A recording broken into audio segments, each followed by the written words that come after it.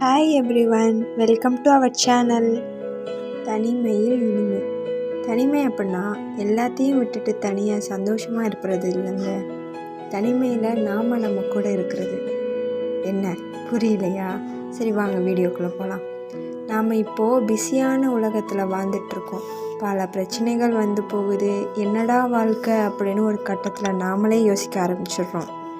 அப்படி இருக்கிற சுச்சுவேஷனில் நாம் நம்மளை தனிமைப்படுத்திக்கணும்.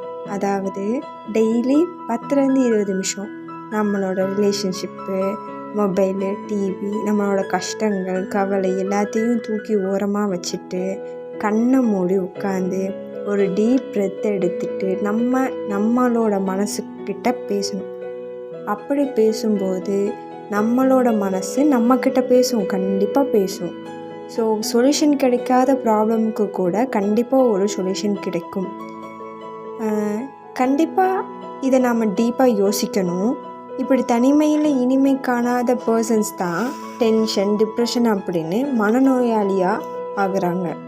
ஸோ நாம் தனிமையில் உட்கார முடியல அப்படின்னா கண்டிப்பாக யோசிக்க வேண்டிய விஷயந்தான்.